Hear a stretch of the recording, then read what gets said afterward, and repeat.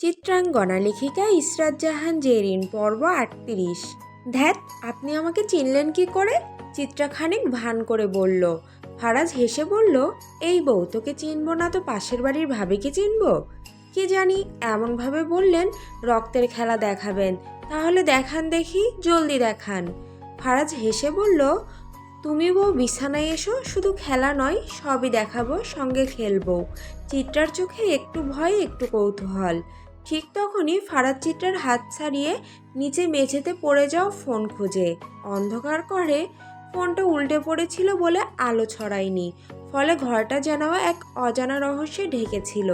অবশেষে ফোন হাতে নিয়ে আলোর উৎসের দিকে তাকাতেই চমকে উঠল একখানা প্লাস্টিকের ছুরি, যার ডগায় টেপে পেঁচানো কাঁটা চামচ। বা বউ, এত কড়া মাল দিয়ে আমাকে চাঁদের বুড়ির সাথে ডেটে পাঠানোর ফোন দিয়ে এঁটেছ? ফারাজের গলায় রসিকতা। চিত্রা মুখ বাঁকিয়ে বলল, উহু, ছি, এসব কি বলছেন আপনি? আমি তো স্রেফ একটু ভয় দেখাতে চেয়েছিলাম। আপনি ভয় পাননি কেন? তা বলে এমন অন্ধকারে এসব করতে হবে? তোমার না বরাবরই অন্ধকারে ভয় লাগে? চিত্রা হেসে তার মুঠো থেকে একটা ছোট লাইটার বের করলো, সামনে তুলে ধরে বলল, প্রোটেকশন তো ছিল, এটা থাকতে ভয় কিসের? ফারাজ কপট দীর্ঘশ্বাস ফেলল। হ্যাঁ, এসব থাকলে কিসের চিন্তা? তবে বউ, আর এমনভাবে ভয় দেখিও না। এমনিতেই ভয় পেয়ে কিডনি পেছন থেকে সামনে চলে। এসব মারামারি কাটাকাটি আমার একেবারেই অপছন্দ। আমি নিষ্পাপ নিরীহ একটা মানুষ। চিত্রা চোখ টিপে বলল, তেমন ভয় তো দেখালাম না মনে হয়। তুমি তো দেখবেও না, অন্ধকারে কিছু দেখা যায়? এই বউয়ের ঘরের বউ, দয়া করে আর এসব চাংচুং ভুংভাং আমার উপর ট্রাই করবে না। তাহলে আপনি নিজে রক্তের খেলার কথা বললেন কেন? তোমাকে ভয় দেখানোর জন্যই তো। ভয় পেয়েছিলে? চিত্রার চোখ একটু নরম হলো, সে মাথা নেড়ে বলল, পেয়েছিলাম। কতটুকু? ফারাজ জানতে চায়। চিত্রা ধীর স্বরে বলল, আপনি আমায় যতটা ভালোবাসেন ঠিক ততটাই। ফারাজ একটু থেমে চোখ মেলে তাকিয়ে বলল, হাই খোদা, তাহলে তো তুমি ভীষণ ভয় পেয়েছো। এসো বউ, বুকে এসো, ফু দিয়ে ভয় উড়িয়ে দিই। ফারাজ চিত্রাকে জড়িয়ে ধরে চোখ বুজে ফেলল। চিত্রা অনুতপ্ত, তার অমন ভালো স্বামীটার সঙ্গে এসব করা ঠিক হয়নি। ফারাজ খানিকক্ষণ চোখ বন্ধ করে থাকার পর হঠাৎ বাঁধন হালকা করে চিত্রাকে বলে, শালার কারেন্টের আব্বা মরল নাকি? এই বালের কি হয়েছে? আর জেনারেটর আইপিএস দুটোই এই বাড়িতে আছে, ওই বালগুলোরই বা কি হলো? আয়েশা কই? অভ্র কই? বাড়ির সব জলহস্তিগুলো কই? আপনার নানির পুরো কথা শেষ করার আগেই ফারাজ চিত্রার ঠোঁটে ঠোঁট ছুঁয়ে তাকে পুরোদমে থামিয়ে দেয়। নিশ্চল পড়ে আছে মিতালি লঞ্চের ইঞ্জিন ঘরের এক কোণে, যেখানে আলো পৌঁছায় না। মানবতা দীর্ঘদিন পা রাখেনি, শরীর তার নিজস্বতা হারিয়েছে। ব্যথা এখন কেবল অনুভব নয়, একটা স্থায়ী সঙ্গী হয়ে গিয়েছে। গোনা যায় না কতবার, কতভাবে, কতজনের হাতে সে ছিন্ন ভিন্ন হয়েছে কাল রাত থেকে আজ পর্যন্ত। প্রত্যেকটি মুহূর্ত যেন এক একটা মৃত্যুর স্বাদ। ব্লেডের ক্ষতগুলো এখনও রক্তাক্ত। ক্ষত শুকোতে না শুকোতেই তাদের ছুরির মতো নতুন আঘাত এসে বসে। যন্ত্রণা এতটাই প্রবল যে আর্তনাদ ক্লান্ত। চিৎকারের আর জোর নেই মিতালির গলায়। তার দেহ এখন কেবল যন্ত্রণার ক্যানভাস, যেখানে প্রতিটি ডাক এক একটা নির্লজ্জ গল্প বলে। তবু ইচ্ছা হয় শেষ হোক সব। নদীর শোষ শব্দ শুনে মনে হয় যদি এক লাফে সব শেষ করা যেত, যদি এই ক্লান্ত দেহটা ডুবে গিয়ে হারিয়ে যেত সেই গভীর জলের অন্ধকারে। কিন্তু বাস্তব এক নিষ্ঠুর কারাগার। হাত পা শক্ত করে বাঁধা, আত্মহত্যার সামান্য উপায়টুকুও নেই। মৃত্যু পর্যন্ত তার থেকে দূরে সরে গেছে। সে জানে ওরা আবার আসবে, আবার দখল নেবে তার শরীর, ভাঙবে তার আত্মা, কাচের মতো চূর্ণ করবে প্রতিবার। বারবার শেষ না হওয়া যন্ত্রণার চক্রে বন্দি এক অসহায় অস্তিত্ব সে। নাম তার মিতালি। ভাবনা শুধু ছিঁড়তে না ছিঁড়তেই ভেসে এলো ভারী জুতার শব্দ। একটা দুইটা, তারপর আরো। মিতালির নিতর দেহ কেঁপে ওঠে। অসহায় শরীরটার প্রতিটি রক্তকণা আতঙ্কে ঝাঁকুনি দেয়। পেছন দিকে গা হিঁচড়ে সরতে চায় সে, কিন্তু বাধা পড়া অঙ্গ প্রত্যঙ্গ কেবল অসহায় প্রতিরোধ করে, উদ্ধার নয়। ইঞ্জিন ঘরে স্যাঁতসেঁতে বাতাস চিরে ৫-৬ জন পুরুষ ঢুকে পড়ে। তাদের মধ্যেই দুজন নিঃশব্দে সামনে একটি চেয়ার রেখে দেয়। ঠিক মিতালির মুখোমুখি সেই চেয়ারে পায়ের উপর পা তুলে বসে এক পুরুষ। মিতালির চোখ মুহূর্তেই চিনে ফেলে তাকে। তার শরীরের পৈশাচিক ইতিহাসে এই পুরুষে একটি রক্তাক্ত অধ্যায়। আকবর কিছুটা পেছনে দাঁড়ায়, হাত দুটো পেছনে রাখা, নামমাত্র ভদ্রতার ভঙ্গিমা। তৎক্ষণাৎ সামনে বসা লোকটি বজ্রগর্জনে বলে ওঠে, গোলামের পুত, আমার মাথার পেছনে দাঁড়াইয়া না থাকা যা, আরেকটা চেয়ার দে, আমার ভাই জোহান বসবো। আকবর তড়াক করে সরে যায়। অল্প সময়ের মধ্যেই সে এনে দেয় আরেকটি চেয়ার। সেখানে এসে বসে জোহান, নিঃশব্দে নিষ্প্রিয় ভঙ্গিতে। রাজন এবার গাঢ় দৃষ্টিতে মিতালির দিকে তাকায়। তার চাহনিতে জ্বলে ওঠে দম্ভ আর এক ধরনের বিকৃত তৃপ্তি। সে তাকিয়ে থাকে কিছুক্ষণ, চুপচাপ, যেমনভাবে শিকারীরা পরখ করে আহত জন্তুকে। আকবর চুপচাপ দাঁড়িয়ে থাকতে না পেরে বলে উঠল, ভাই, আপনি খালি বলেন, আমরা নটিরে জলে ভাসাই দিমু। রাজন মাথা নাড়ল ধীরে, ঠান্ডা কণ্ঠে বলল, সব কিছুর একটা সময় আছে। এই মাইয়া খোকনরে মারছে, ফারাজের আগুন সুন্দরীর চাদর হইছে, আমি ওরে এমনি এমনি সাইডা দিমু না, ওরে বাঁচাইয়া রাখ, চিত্রারে দেখাইতে হইব। মায়া মানুষ যদি মুখ চায় তার পরিণতি কি হয়। যেদিন চিত্রা ফিরব সেদিন এই মাইয়ার লাশ ফেলবি ওর সামনে, নাটক সাজায়া। তার আগে যদি এই মাইয়া মরে তাহলে তোগরেও ওর লাগে মেঘনায় ভাসামু। সবাই থম মেরে যায়, এমনকি বাতাসও বুঝি থেমে শোনে রাজনের কথা। তখনই জোহান ঠান্ডা কণ্ঠে বলে ওঠে, চিত্রাকে দেখানোর দরকার কেন? ওর তো এসবের সাথে কোনো সম্পর্কই নাই। রাজনের চোখ দুটো অন্ধকারে চকচক করে ওঠে, গলায় বিষ মেশালো শব্দে সে বলে, আজ নয় কাল থাকবো না। চিত্রা জানে খোকন আমার লোক, কাল যদি ওর কানে কাহিনী যায় সন্দেহ আমার উপরই পড়বে। আর তাছাড়া ফারাজরে বিয়া করছে কেন? ওই তালুকদার বাড়ির রক্ত বইতেছে ওর শরীরে, এত পীড়িত মারাইতেছে কেন? জোহান এবার একটু এগিয়ে বসে, স্বর গভীর হয়ে আসে, ওই চিত্রারে আমি চাই ভাই, যে কোনো মূল্যে।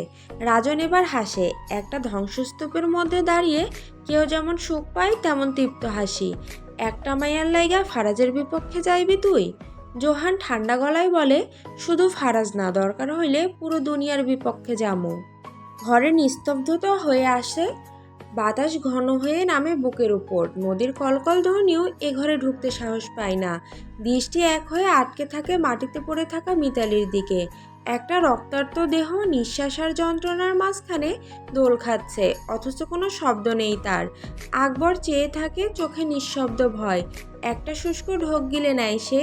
চিত্রার সঙ্গে তার ব্যক্তিগত কোনো শত্রুতা নেই, কিন্তু চিত্রা নামটা শুনলেই তার মাথায় বাজে একটা ঘণ্টা ধ্বনি। মূল কারণ ফারাজ এলাহি। চিত্রা মানেই এখন ফারাজ, আর ফারাজ এলাহি মানেই অনির্বার্য ধ্বংস। ভেবে পায় না আকবর, বিষয়টা এতটা জটিল হয়ে উঠল কিভাবে। কাহিনী তো সরল ছিল, মিতালিকে মেরে ফেললেই তো হতো, মুখ বন্ধ, ঝামেলা শেষ। কিন্তু রাজন ভাই প্রতিশোধের নামে রক্ত খেলা শুরু করলো। আর মিতালি এখনোই কিছু বলেনি সে, কণ্ঠস্বর নেই, ভাষা নেই, কেউ তাকে শোনার সুযোগই দেয়নি। তবু আকবর জানে, সত্য যত চেপে রাখা হোক না কেন, এভাবে বাঁচিয়ে রাখলে সেটা একদিন মুখ ফুটে বেরোবে। তখন যে আগুন জ্বলবে তাতে কেবল রাজনের পরিকল্পনা নয়, আকবর নিজেও ছাই হয়ে যাবে। কারণ সে জানে খোকনকে সেই রাতে মিতালি মারেনি, বরং সে নিজেই খোকনকে খতম করে, ঠান্ডা মাথায় একেবারে নিজের জায়গা দখলের জন্য। রাজনের বিশ্বাসটাকেই সে ব্যবহার করেছে, খেলার নামে মূল চাল সে নিজেই দিয়েছে। আকবর চুপচাপ দাঁড়িয়ে থাকে, বাইরে থেকে দেখতে শান্ত, অথচ ভিতরে ভেঙে পড়া আতঙ্কের একটা পাথর বুকের উপর চেপে বসে আছে। মনে মনে একটা কথায় ঘুরপাক খায়, যদি রাজন জানতে পারে, যদি মিতালি বলে ফেলে, যদি ফারাজ এলাহি চিত্রাকে জড়ালে নিজেও এসবে প্রবেশ করে। সে জানে, যদি ফারাজ ঢোকে এই অন্ধকারে, তবে মৃত্যুর প্রথম ডাকটা তার দিকেই যাবে। নিঃশ্বাস বন্ধ হয়ে আসে, আবার ঢোক গিলে কপাল বেয়ে ঘাম নেমে আসে, জুলফি ঘেঁষে। চোখে কিছু পড়ে না, কানেও যেন কিছু আসে না। এখন তার দৃষ্টি, চিন্তা সবটাই ঘিরে আছে একটি নামকে নিয়ে, ফারাজ এলাহি। ফারাজের গায়ে এখন শুভ্র একখানা মসৃণ স্নিগ্ধ পাঞ্জাবি। শেষ কবে পাঞ্জাবি পরেছিল সে স্পষ্ট মনে পড়ে না, হয়তো বহু বছর আগে কোনো উৎসবে অথবা কোনো স্মৃতিমাখা বিকেলে। আজ সে আবার পড়েছে, কার জন্য? চিত্রাঙ্গনার জন্য। তার বুক পাঁজরের হাড় থেকে সৃষ্টি অর্ধাঙ্গিনীর জন্য। এতটা ভালোবাসে ফারাজ তাকে। আজকাল ধ্যান বলতেও বউ ছাড়া মাথায় কিছু আসে না। স্নান শেষে বিছানায় পায়জামা পাঞ্জাবি রাখাই ছিল, নিপুণভাবে গোছানো। কে রেখেছে? চিত্রা? নিশ্চয়ই। কিন্তু ঘরে তার দেখা নেই। দরজা বন্ধ, জানালার পর্দা অল্প হেলে আছে, মেঘলা বাতাস ঢুকছে ভেতরে। সেই হাওয়ায় মোমবাতির শিখা কাঁপছে ক্ষীণভাবে। আলো যেন আর আলো নয়, একটা গোটা মায়ার আবরণ। ঘর সাজানো এত নিখুঁত, এত নরম ছোঁয়ায়, যেন এই বাস্তব নয়, স্বপ্নের নিভৃত গহ্বরে প্রবেশ করেছে সে। বিছানায় গোলাপ চাপা রঙের চাদর, চারপাশে ছড়ানো সুবাসিত ধূপ, মেঝেতে ছড়িয়ে কিছু পাপড়ি, আর সেই ক্ষীণ আলোর ভেতর একটা স্বপ্নময় নীরবতা। তবু ফারাজ কোনো ব্যাখ্যা খোঁজে না, তার স্বভাবেই অনুপস্থিত কৌতূহল। সে শুধু অনুভব করে। পাঞ্জাবিটা গায়ে চড়াতে চড়াতেই তার দীর্ঘ চওড়া বুক আরও স্পষ্ট হয়ে ওঠে, ঠিক যেন কোনো পৌরাণিক চরিত্র বাস্তবের রূপ নিয়েছে। পেশিগুলো এতটাই ছাটা আর সুনির্মিত যে মনে হয় প্রকৃতি নিজ হাতে তাকে গড়েছে এক অনবদ্য ধৈর্যে। তার চোয়াল ধীর, কণ্ঠদেশ গভীর ও পুরুষালী, চোখ দুটো ধূসরতায় ভরা, অথচ অদ্ভুত একটি চুম্বকীয় টানে আটকে আছে দৃষ্টি। ফারাজ নড়লে মনে হয় ছায়াও তার অনুগত হয়ে নড়ে ওঠে। সে আয়নার সামনে দাঁড়ায়। আয়নাটি সাধারণ, সেই একঘেয়ে আয়না, কিন্তু আজ সেই আয়নার মধ্যেও নতুন প্রাণ এসেছে। ফারাজের প্রতিফলিত অবয়ব এতটাই নির্মল, এতটাই অনবদ্য, স্বয়ং আয়নাও তাকে দেখে নিজের ধুলোবা মলিনতা ভুলে গেছে। নূপুরের ক্ষীণ তীক্ষ্ণ শব্দে ফারাজ হঠাৎই পিছন ফিরে তাকায়। ঘরের নিভু নিভু মোমের আলোয় এক মুহূর্তের জন্য তার চোখ স্থির হয়ে যায়। মেরুন রঙের জর্জেট শাড়িতে মোড়া চিত্রা যেন একটা অগ্নিকন্যা। শাড়ির পাতলা কাপড় তার শরীরের ওপর মেখে আছে শিশিরের মতো। ভেতরের প্রতিটি রেখা, প্রতিটি ভাঁজ আলোর সঙ্গে প্রতিযোগিতায় মেতেছে। কোমরের ঠিক নিচে শাড়ির ভাঁজটা এতটাই নিখুঁতভাবে বসে আছে যে ফারাজের চোখ সেখানে আটকে যায় অসহায়ভাবে। চিত্রার কটিদেশ ফর্সা, কোমল, অথচ জাদুকরী একটা উষ্ণতা ছড়ায় চারপাশে। মোমের আলো সেই স্থানে পড়তে অনির্বচনীয় জ্যোতি ফুটে ওঠে। সে এগিয়ে আসে ধীরে, হাতে একখানা মোম, যার শিখা দুলছে হাওয়ার দোলায়। চিত্রা বারান্দার টাই গ্লাস খুলে দেয়, আর ঠিক সেই মুহূর্তেই একটি দমকা হাওয়া ঝাঁপিয়ে পড়ে ঘরের মধ্যে। সেই বাতাস তীক্ষ্ণ কোনো অস্ত্র, চিত্রার শরীরের বাগভেদ করে বয়ে যায়। তার খোলা চুল, শাড়ির আঁচল আর হাতের মোম সবকিছুই বাতাসে দুলে ওঠে এক অমোঘ ছন্দে। হুট করে মোম নিভে যায়, অথচ আলো যেন নিভে না। চিত্রার শরীর থেকে যেন জ্বলে ওঠে অন্য একটা দীপ্তি। ফারাজ তাকিয়ে থাকে, নিঃশব্দ, নিস্পন্দন। তার চোখে প্রশ্ন নেই, জিজ্ঞাসা নেই, আছে কেবল মোহ, একটা চিরচেনা তৃষ্ণা। এই আগুন সুন্দরী রূপে মজে গেছে সে, মোহগ্রস্ত নয়, বন্দী। চিত্রা ধীর পায়ে এগিয়ে আসে, মোমবাতির আবছা আলোয় তার ছায়া জমাট বাঁধা অনুভব। ফারাজ তার চেয়ে অনেক দীর্ঘ লম্বা, চিত্রার উচ্চতা তার বুক অবধি। সে একটানা তাকিয়ে থাকে। এমন পুরুষের চোখে চোখ রাখলে হৃদয়ের ঝড় নিশ্চিত। আজ প্রথমবারের মতো সে নিজের স্বামীকে এমন শুভ্র নির্মল পাঞ্জাবিতে দেখছে। লোকটা কতখানি আকর্ষণীয়! ফারাজ চিত্রার উপস্থিতিতে নিজেকে সংযত রাখতে পারে না। চোখ স্থির হতে চায় না। চোখ একবার মেরুন শাড়ির মোহময় রেখায় ছুটে বেড়ায়, তো আবার রক্তিম ওষ্ঠের রহস্যে ডুবে যায়। হঠাৎ সে চিত্রাকে নিজের দিকে টেনে নেয়। তার শিরাগুলো ফুটে থাকা হাত চিত্রার কোমর বেয়ে নেমে আসে নিঃশব্দে। চিত্রা ফারাজকে ছুঁতে পায়ের ভরসা হারিয়ে ফেলে, কিন্তু সে পৌঁছাতে পারে না। ফারাজ তখন ডান হাত দিয়ে তাকে বুকের সঙ্গে জড়িয়ে নেয়, এক লহমায় তুলে আনে নিজের হৃদয়ের সমান উচ্চতায়। চিত্রা তার পাঞ্জাবির কলার শক্ত করে চেপে ধরে। আর কোনো শব্দের প্রয়োজন পড়ে না। সে নিঃশব্দেই ঠোঁটে ঠোঁট ছুঁইয়ে দেয়। সমস্ত আবেগ, আকাঙ্ক্ষা আর ভালোবাসা ওই এক চুম্বনে ঢেলে দেয়। চিত্রার নিঃশ্বাস ভারী হয়ে আসে। সে ফারাজকে থামানোর চেষ্টা করে। গালে হাত রেখে আবছা আলোয় আকুতি ভরা কণ্ঠে জিজ্ঞেস করে, আপনি আমার কলঙ্ক হবেন? কলঙ্ক কেন?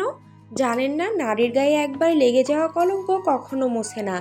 থেকে যান না, যেমনই থেকে যায় নারীর গায়ে লেপ্টে দেওয়া কলঙ্কগুলো।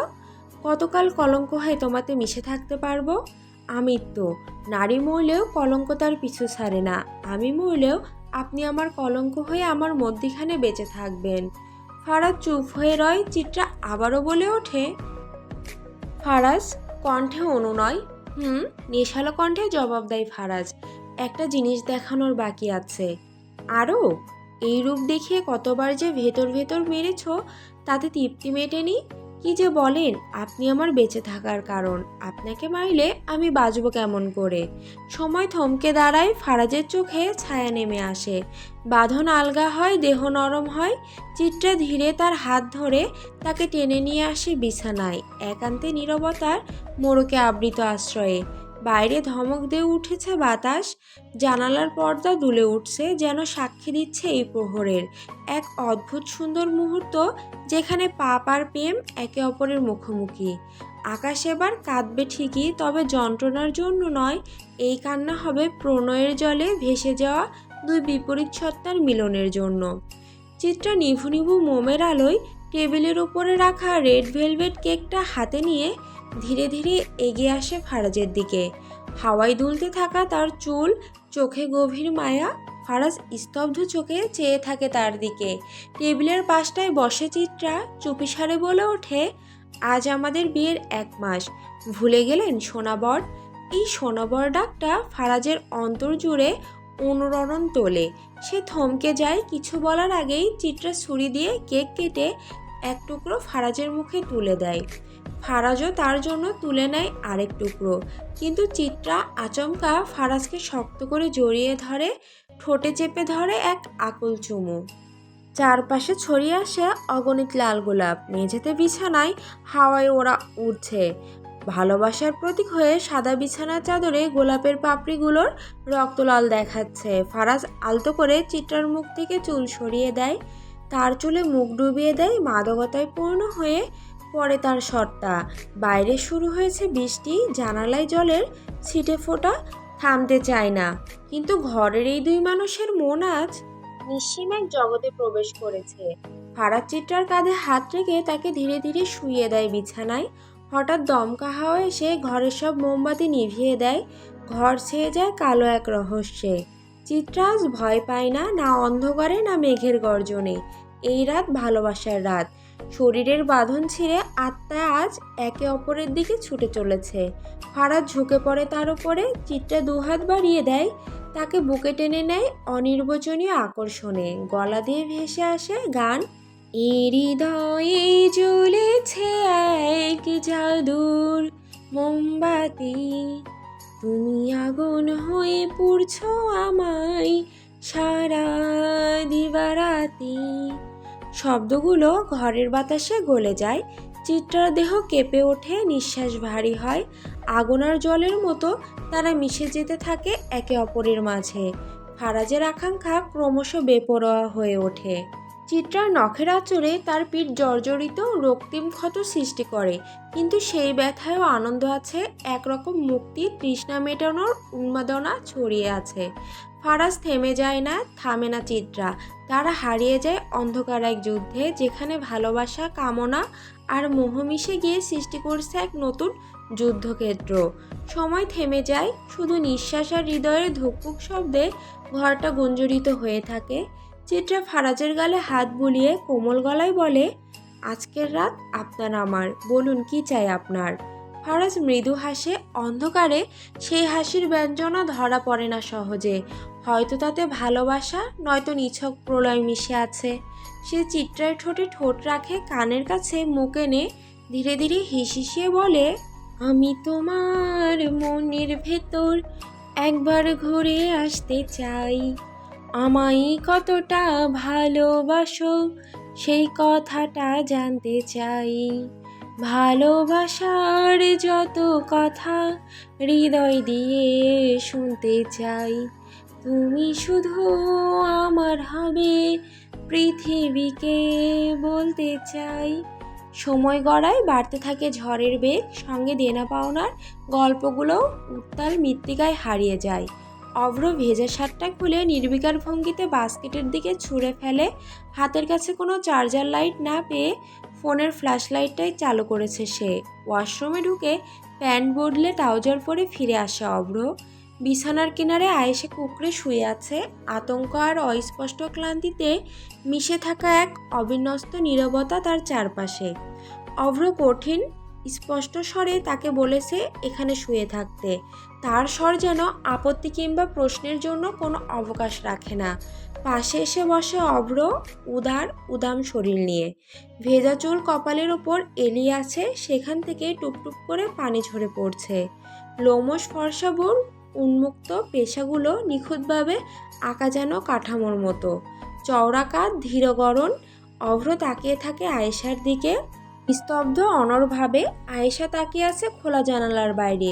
সে এখনো বুঝে উঠতে পারছে না এতক্ষণ যাবৎ কেন সেই পুরুষের ঘরে তার বিছানায় কি করছে। কি অস্বস্তিকর, কি লজ্জা। তাকাতেও পারছে না আয়েশা। একবার জেদ করে উঠতে চায়, চেষ্টা করে ব্যর্থ হয়। পায়ে প্রচণ্ড ব্যথা। মাথায় আসে অভ্রকে বলতে পারে কিনা তাকে কোলে করে তার নিজের রুমে পৌঁছে দিতে, কিন্তু কথাটা ঠোঁট পর্যন্ত গিয়েও আটকে যায়, লজ্জায়, দ্বিধায় কিংবা অভ্রর কঠিন উপস্থিতির ভারে। পা দাও দেখি, মলম লাগিয়ে দিই। অভ্র হাত বাড়াতেই আয়েশা হাতকে পা সরিয়ে নেয়। মাথা খারাপ নাকি তোমার? তুমি আমার পা ধরবে? দয়া করে এসব করে আমাকে লজ্জায় ফেলো না। অভ্র হালকা ঠোঁট বাঁকিয়ে তাকায়। বাহ, চমৎকার ব্যবহার, সুন্দর ব্যবহার, সুন্দরীদের বেশ মানায়। আপনি আমার কথা বললেন? তাই মনে হলো বুঝি? আমি তো সুন্দরীদের কথা বলেছি, তুমি কি নিজেকে তাদের কাতারে ভাবো? আয়েশার মেজাজ গরম হয়ে ওঠে। কিছুটা আগে পর্যন্ত যে মানুষটাকে নিয়ে বিভ্রান্তি ছিল, সে মুহূর্তেই পরিষ্কার হয়ে যায় এই লোকটা ভালো হওয়ার অভিনয়টাও ঠিক করে করতে পারে না। আমি আমার রুমে যাব, সামনে থেকে সরে দাঁড়াও। অভ্র নিরস মুখে বলে, গিয়ে তো দেখো মেয়ে। দেখাচ্ছি। আয়েশা উঠে দাঁড়াতে যায়, কিন্তু গতি পায় না। পা সেটে যায় যন্ত্রণায়। পড়ে যাওয়ার আগে অভ্র ধরে ফেলে, শক্ত হাতে আবার বিছানায় শুইয়ে দেয়। এত জিদ দেখাচ্ছিস কেন? অভ্রনীল সরকার তোকে সাহায্য করছে। তোর তো কপাল ভালো। তোর মতো দরকার আমার নাই, কোনো দরকার। কটাক্ষে মুখ ভ্যাংচায় আয়েশা। সে আবার জিদ করে উঠে দাঁড়াতে চায়। এবার অভ্র ধমকে ওঠে, চোখে কঠোরতা, কণ্ঠে চেপে রাখা আগুন। আয়েশার পা নিজের উরুর উপর রেখে দাঁতে দাঁত চেপে বলে, আমার সামনে জিদ চলবে না। যে জিদ তুমি দেখাচ্ছ তা অভ্রর পায়ের তলায় পিষ্ট হয়ে থাকে। অভ্র ফোনটা রেখে যত্নে আয়েশার পায়ে মলম লাগাতে শুরু করে। শক্ত আঙুলে মালিশ করে দেয় গভীর মনোযোগে। হাঁটুটাও তো বেশ ছিঁড়ে গেছে, ওখানে আমি স্পর্শ করতে পারবো না। নিজেই পরে মলম লাগিয়ে নিও। আর শোনো, আজকে আর কারেন্ট আসবে না। তোমার এখানে থাকাটাই সবচেয়ে যুক্তিযুক্ত। আমি ডিভানে শুয়ে পড়ছি, আশা করি এতে কোনো আপত্তি নেই। আয়েশা কিছু বলতে চায়, কিন্তু গলা শুকিয়ে আসে, কথা আটকে যায় ঠোঁটে। ইদানিং কেন জানি এই লোকটার প্রতি একরকম দুর্বলতা তৈরি হচ্ছে। কিন্তু কেন? এই লোক পাহাড়ের মতো নির্দয়, অথচ ছায়ার মতো পাশে থাকে। মাটি হয়ে চাঁদ ছোঁয়ার স্বপ্ন দেখা পাপ, নিষিদ্ধ। কিন্তু মানুষকে কে বোঝাবে তাদের যে নিষিদ্ধ জিনিসের ওপর আকর্ষণ বেশি। মধ্যরাত, আকাশ থেকে এখনও টুপটাপ করে ঝরে পড়ছে বৃষ্টির নিরহ বিরহ। চারপাশ অন্ধকারে আচ্ছন্ন, কেবল মাঝে মাঝে বিদ্যুতের ঝলকে অল্প সময়ের জন্য আলোকিত হয়ে ভিজে উঠোন। দরজায় প্রচণ্ড করাঘাত করা হচ্ছে। রাশেদা তখন গভীর ঘুমে। বৃষ্টির ঠান্ডা ভাব তাকে কুঁকড়ে রেখেছে উলের চাদরের নিচে। বাইরে কি হচ্ছে সে কিছুই টের পাচ্ছে না। তার মেয়ে ও মেয়ের জামাই আজ সন্ধ্যাবেলা নিজ বাড়ি গেছে। রাশেদার স্বামী আবার দারোয়ান, আজ রাতেও নাইট ডিউটি। বাড়িতে একা রাশেদা। ধাক্কাধাক্কির আওয়াজটা যখন টানা হতে থাকে, তখন ধীরে ধীরে ঘুম চোখ খুলে যায় তার। বিরক্ত ভাব নিয়ে উঠে বসে, চোখ কসলায়, হাই তোলে। ছায়ার মতো ঘরের অন্ধকারে পা টেনে টেনে এগিয়ে আসে দরজার দিকে। বৃষ্টির একঘেয়ে শব্দে তার ধৈর্য কমে আসতে সে ক্লান্ত কণ্ঠে দরজা খুলে বলে ওঠে, এরে ভাই, কেডা গো? এই রাতে কি চাই তোমার? দরজা খুলতেই সে তার সামনে একজন লোককে দাঁড়িয়ে থাকতে দেখতে পায়। লোকটা লম্বা, সারা গায়ে গাঢ় কালো রেইনকোট, মাথায় হুড তোলা। মুখ দেখা যাচ্ছে না, কেবল ভেজা কাপড় থেকে জল টপটপ করে পড়ছে। তার উপস্থিতি ঠান্ডা বাতাসে হাড়ে হাড়ে কাঁপুনি ধরিয়ে দিচ্ছে। সেই অচেনা মানুষটি খানিকক্ষণ চুপ করে থাকে, তারপর ঠান্ডা কণ্ঠে বলে, আপনার একটা পার্সেল আইছে। রাশেদা একটু বিচলিত হয়। পার্সেল? কিসের পার্সেল, তাও এত রাইতে? কি কি পার্সেল আনছো? মৃত্যু আনছি। ম্যাডাম, পার্সেলটা নিবেন না?